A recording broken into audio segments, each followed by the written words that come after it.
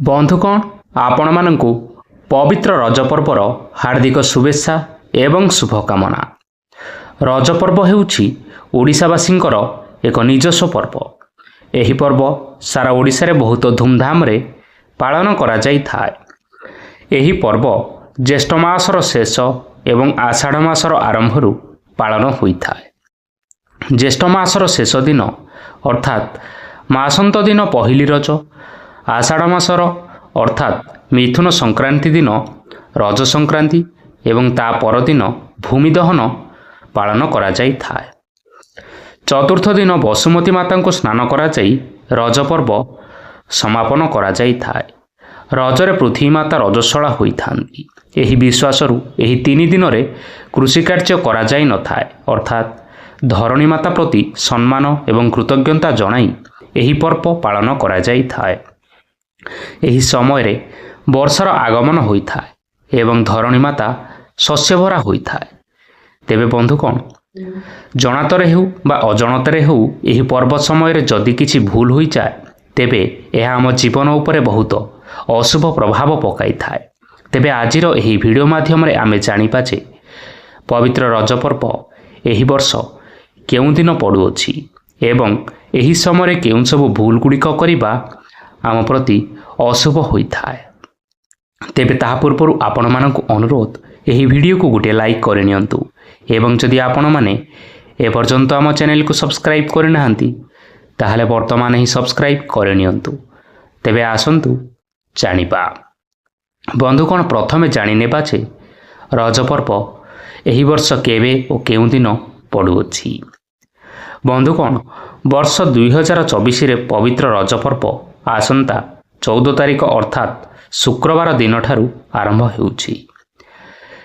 जून मास 14 तारिख शुक्रवार दिन पहिली रज, जून मास 15 तारिख शनिवार दिन रज संक्रांति बा मिथुन संक्रांति, जून मास 16 तारिख रविवार दिन भूदाह बा शेष रज, जून मास 17 तारिख सोमवार दिन हेउछि बसुमती स्नान।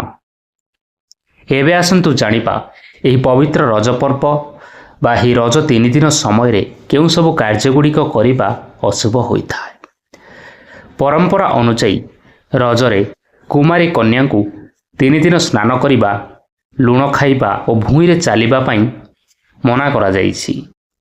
तेणु कुमारी झियो माने रज पूर्व दिन स्नान करिबा उचित एवं निजको सजै रखिबा उचित। तेणु रजर पूर्व दिन को सजबाज मध्य कुहा जाई थाए।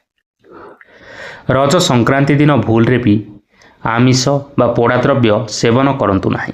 यह करिबा द्वारा गृह रे दारिद्र्यता लागि रहिबा सहित सुख शांति चली जाई थाए। तेणु आपण माने पहिली रज एवं शेष रज रे पोड़ पिठा खाई परिबे। रज पर्व समय रे कोनोसी प्रकार हल बा कृषि कार्य करंतु नाही।